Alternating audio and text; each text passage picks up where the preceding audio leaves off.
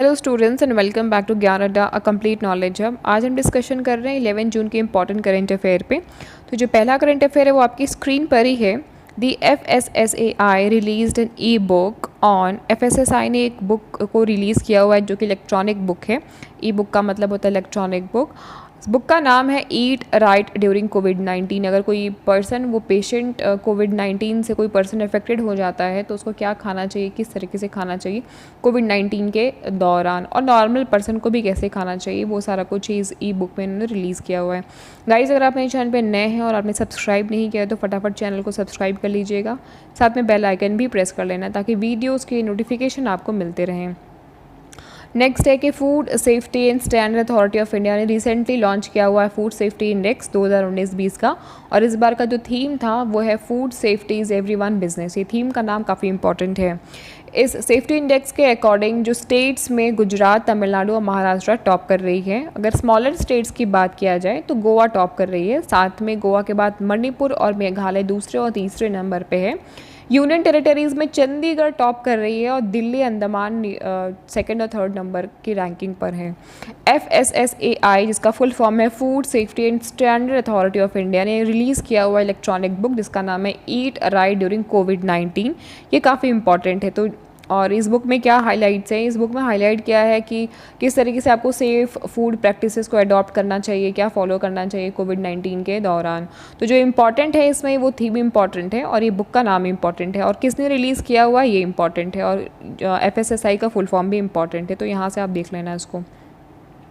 फिर नेक्स्ट है कि पर ड्रॉप मोर क्रॉप के अंतर्गत 4000 करोड़ का अलॉटमेंट हुआ है। प्रधानमंत्री कृषि सिंचाई योजना के अंतर्गत 2020-21 में पर ड्रॉप मोर क्रॉप कॉम्पोनेंट के अंदर में 4000 करोड़ का अलॉटमेंट हुआ है। तो इसमें ये अमाउंट इंपॉर्टेंट बन जाता है, पर ड्रॉप मोर क्रॉप ये इंपॉर्टेंट बन जाता है, और कौन सी स्कीम, कौन सी योजना के अंतर्गत इसको अलॉटमेंट किया गया है ये भी इंपॉर्टेंट है। प्रधानमंत्री कृषि सिंचाई योजना, एग्जाम में आपको PMKSY लिख देगा तो आपको इसका फुल फॉर्म भी पूछ सकता है PMKSY का, तो आपको ये पता होना चाहिए। आयुष्मान भारत स्कीम के अंतर्गत जो माइग्रेंट वर्कर्स हैं उनको इंश्योरेंस प्रोवाइड की जा रही है। पहले ही इस प्रोग्राम के जरिए, मतलब कि जो फ्लैगशिप प्रोग्राम है ये गवर्नमेंट ऑफ इंडिया का, प्रधानमंत्री जन आरोग्य योजना, जिसे आप आयुष्मान भारत के नाम से भी जानते हैं, ये माइग्रेंट वर्कर्स को दिया जाएगा। तो पहले भी इस प्रोग्राम के अंतर्गत, आयुष्मान भारत के अंतर्गत जो बेनिफिशरीज़ हैं, मतलब आयुष्मान भारत को जिन्होंने जिस स्कीम, जिन लोगों ने इस स्कीम में खुद को रजिस्टर करके रखा है, वो लोग कोविड-19 के टेस्टिंग को फ्री में रिसीव कर पाएंगे।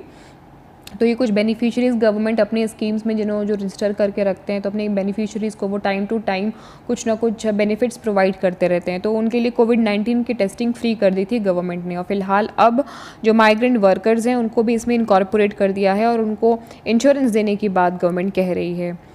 नेक्स्ट है उत्तराखंड ने ओपन किया है बायोडाइवर्सिटी पार्क, और ये बायोडाइवर्सिटी पार्क जो है वो हल्द्वानी में ओपन किया गया हुआ है, क्योंकि हल्द्वानी काफ़ी रिच बोटानिकल हेरिटेज है। यहाँ पे कुछ उत्तराखंड एक ऐसा स्टेट है जहाँ पे फ्लोरा और फौना की जो स्पीशीज़ हैं वो काफ़ी पाई जाती हैं, उनके प्रिवेंशन के लिए, और ये ख़राब ना हो, इसके लिए डिग्रेड ना हो, हैबिटेट का लॉस ना हो, इसके लिए यहाँ पे बायोडाइवर्सिटी पार्क को डेवलप किया जा रहा है। लैंडस्केप और डेवलपमेंटल एक्टिविटीज़ यहाँ पे हो रही हैं जिनकी वजह से फ्लोरा और फौना की स्पीशीज़ को खतरा है। तो इस वजह से हम बायोडाइवर्सिटी प्रोग्राम को ओपन किया है उत्तराखंड गवर्नमेंट ने। तो जो इम्पॉर्टेंट है वो बायोडाइवर्सिटी पार्क इम्पॉर्टेंट है, कहाँ ओपन किया है ये इम्पॉर्टेंट है, वो हल्द्वानी में ओपन किया गया है। नेक्स्ट है annual report of environment ministry, ये लॉन्च की गई हुई है। इस रिपोर्ट के according 11,467 hectare of forest land, मतलब वो लैंड जो कि फॉरेस्ट एरिया से घिरे हुए हैं या जंगलों से घिरे हुए हैं, उनको डाइवर्टेड किया गया है 22 स्टेट में 2019 में। तो ये डेटा सामने आया है, और मैक्सिमम नंबर ऑफ प्रोजेक्ट जो है वो हरियाणा में लगाए गए हैं इन्वायरमेंट से रिलेटेड। साथ ही largest forest area land was diverted for mining and mining project and irrigation, सिंचाई के लिए और माइनिंग प्रोजेक्ट्स के लिए ज़्यादा से ज़्यादा जो लैंड है उनको डाइवर्ट किया गया हुआ है। और ये 2500 फॉरेस्ट विलेज इन कंट्री थोड़ा सा इंपॉर्टेंट है, आपको पता होना चाहिए कि आपके कंट्री में कितने फॉरेस्ट विलेजेस हैं। तो जिसका राइट आंसर है या जो आंकड़ा है उसका, कि हमारे देश में 2500 फॉरेस्ट विलेज हैं, ऐसे गांव जहां पे आज भी फॉरेस्ट हैं। पहले के टाइम में जब ब्रिटिशर्स हमारे कंट्री पे राज करते थे तो वो यहाँ से काफ़ी मात्रा में टिम्बर को सोर्स करते थे, एक्सपोर्ट करते थे अपनी कंट्री में। तो टिम्बर का काफ़ी अच्छा सोर्स है फॉरेस्ट एरिया। इसके साथ में बहुत सारे औषधि और आयुर्वेद से संबंधित जड़ी बूटियाँ हमें हमारे फॉरेस्ट से ही मिलती हैं, जो दवाइयों के लिए या और भी चीज़ों में इस्तेमाल में आती हैं। तो ये काफ़ी इंपॉर्टेंट है। इसकी डिटेल और भी बहुत सारे इसमें डिटेल्स हैं, मैंने कुछ इंपॉर्टेंट हाइलाइट्स निकाली हुई है। आप बोलोगे तो मैं इस पर सेपरेट वीडियो बना दूँगी, इन्वायरमेंट मिनिस्ट्री का जो भी रिपोर्ट आया उसके ऊपर। अदरवाइज़ आप गूगल भी करके डिटेल में पढ़ना चाहो तो पढ़ सकते हो। फिर नेक्स्ट है कि गवर्नमेंट ऑफ इंडिया ने बूस्ट किया है सैफ़रॉन और हींग का production. The institute of Himalayan bio resource technology ने पार्टनरशिप किया हुआ है डिपार्टमेंट ऑफ एग्रीकल्चर से हिमाचल प्रदेश के, और हिमाचल प्रदेश जल्द ही ज्वाइन करेगा सैफ़रॉन और हींग का प्रोडक्शन में, क्योंकि सैफ़रॉन और हींग का जो प्रोडक्शन होता है वो ज़्यादातर जम्मू और कश्मीर में ही होता है। सैफ़रॉन का कल्टीवेशन, सैफ़रॉन को वो बोलते हैं केसर, सैफ़रॉन माने केसर, तो केसर का जो कल्टीवेशन होता है वो जम्मू और कश्मीर में होता है। और एनुअल डिमांड जो सैफ़रॉन की है वो 100 टन पर ईयर है। ये काफ़ी ह्यूज अमाउंट है, और ये पूरा कश्मीर में ही, जम्मू और कश्मीर में तकरीबन 2825 मतलब 2825 हेक्टेयर की ज़मीन पर जम्मू और कश्मीर में इसका कल्टीवेशन होता है। और इस कल्टीवेशन को अब उत्तराखंड और हिमाचल प्रदेश में किया जाएगा। एक्चुअली क्या है कि जो सैफ़रॉन होता है ना वो ठंडे प्रदेशों में ज़्यादातर होता है, ठंडे एरिया में, कोल्ड प्लेस में, तो इस वजह से जम्मू और कश्मीर में इसका प्रोडक्शन होता था। तो अभी क्या है, फ़िलहाल अभी ये सैफ़रॉन और हींग दोनों जो है वो हिमाचल प्रदेश और उत्तराखंड में भी प्रोड्यूस होगा, और इसके लिए टाई अप किया गया है डिपार्टमेंट ऑफ एग्रीकल्चर से। नेक्स्ट है, according to the Mercer's 2020 cost of living survey, मतलब कि कॉस्ट ऑफ लिविंग कि एक व्यक्ति को रहने के पीछे कितना खर्च आता है, तो वो सर्वे किया गया हुआ है। और मर्सर्स ने ये सर्वे किया हुआ है 2020 का, और ये बोला है कि जो मुंबई है वो 60th most expensive city in the world, पूरे विश्व में 60वें स्थान पर मुंबई ऐसा जगह है जहाँ पे लोग अपने कॉस्ट ऑफ लिविंग पे, मतलब अपने रहने, खाने पीने, ये सारी एक्टिविटीज़ पे सबसे ज़्यादा खर्च करते हैं।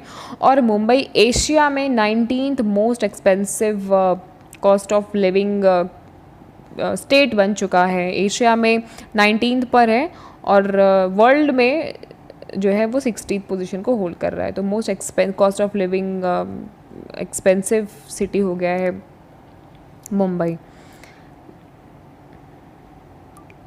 नेक्स्ट है Asia's Nobel prize Ramon Magsaysay award cancel, ये अवार्ड कैंसिल हो गया है। ये Manila Philippines based foundation Magsaysay award है ये, जो कि दिया जाता है, gives out. Ramon Magsaysay award announced that the award are being cancel, कोविड-19 की वजह से इस अवार्ड को कैंसिल कर दिया गया है। और ये अवार्ड जो है मनीला के फिलीपींस, मनीला कैपिटल है फिलीपींस की, ये वहाँ की फाउंडेशन है जो कि ये अवार्ड जो है सबको देती है। तो एशिया का ये Nobel prize Ramon Magsaysay award cancel हो चुका है कोविड-19 की वजह से। चाइना ने न्यू रिकॉर्ड स्टैब्लिश किया हुआ है, क्योंकि चाइना जो रीच कर लिया हुआ है डीपेस्ट पॉइंट ऑन अर्थ का जो सबसे डीपेस्ट पॉइंट है वो सी लेवल के अंदर में है, मतलब समुद्र है, समुद्र के अंदर डीपेस्ट पॉइंट है। उस डीपेस्ट पॉइंट का जो नाम है वो मरीना ट्रेंच है। तो ये वर्ल्ड पूरी दुनिया का सबसे डीपेस्ट, मतलब इसके नीचे अभी तक कोई गया नहीं है। जैसे कि सबसे ऊंचा जो पहाड़ है वो माउंट एवरेस्ट है, वैसे ही सबसे जो नीचा डीपेस्ट है वो है आपका मरीना ट्रेंच। तो चाइना ने क्या किया है कि एक न्यू रिकॉर्ड को स्टैब्लिश किया हुआ है। क्या है ये?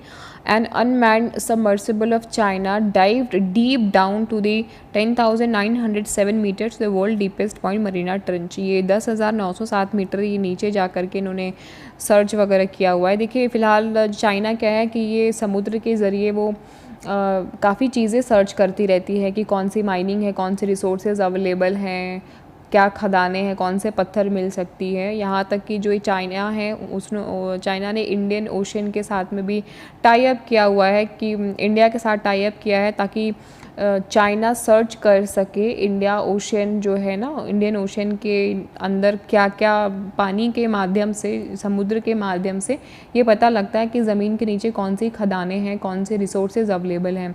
तो तकरीबन 15 साल के लिए चाइना ने इंडिया के साथ में टाई अप किया है, और वो इंडियन ओशन में पूरा डीप में जा कर के चेक करेगा कि यहाँ की ज़मीन में कौन कौन से रिसोर्सेज अवेलेबल हैं। तो ये थोड़ा इंपॉर्टेंट है क्योंकि इसमें मरीना ट्रेंच के बारे में लिखा हुआ है। फिर next is Assam Baghjan oil well fire. Assam के बागजन एरिया में ऑयल इंडिया लिमिटेड का वेल, जहाँ पे वेल में वो सारे जितने भी ऑयल कंपनीज होती हैं ना, वेल में अपने ऑयल को स्टोर करती हैं, तो वहाँ पे फायर कैच हो गया था। तो 27 मई 2020 को, मतलब तकरीबन 10-15 दिन पहले ऑलरेडी वहाँ पे एक बार फायर कैच हो चुका था और उसके बाद में 14 दिन के तक, बीते 14 दिन तक वहाँ पे गैस की लीकेज हो रही थी, तो वहाँ पे उसकी वजह से वापस से फायर जो है वो कैच हो गया। तो जो उसमें इम्पॉर्टेंट है वो आसाम का बागजन ऑयल इम्पॉर्टेंट है। और किस कंपनी का था ये ऑयल वेल, मतलब ऑयल वाला जो कुआं था वो है ऑयल इंडिया लिमिटेड का था। नेक्स्ट है वर्चुअल ट्रेड जो है फेयर इंडिया ने ऑर्गेनाइज़ किया है। पहली बार ऐसा हुआ था कि इंडिया ने वर्चुअल ट्रेड फेयर ऑर्गेनाइज़ किया था और इसको ऑर्गेनाइज़ किया था export promotion council for handicraft ने इसको होस्ट किया था। इसमें 4 दिन तक ये वर्चुअल फेयर चला था जिसमें कि 200 के आसपास इंडियन एक्सपोर्टर ने पार्टिसिपेट किया था। और इस वर्चुअल ट्रेड फेयर में जो इंडस्ट्रीज़ शामिल थी वो ज़्यादातर फैशन, ज्वेलरी और एसेसरीज़, मतलब इन सब से ही रिलेटेड जो इंडस्ट्रीज़ थी वो शामिल थी। और ये 4 डे का जो फेयर चला था ये ऑनलाइन पूरा कंडक्ट किया गया था। इसमें यूरोप और यूएस के भी मार्केटर्स ने और बहुत सारे यूएस के और यूरोप के लोग ने भी इसमें पार्टिसिपेट किया था। और इस फेयर की वजह से काफ़ी सारी बिजनेस अपॉर्चुनिटीज़ भी डेवलप हुई हैं। 153 करोड़ का इसमें प्रॉफिट भी हुआ है।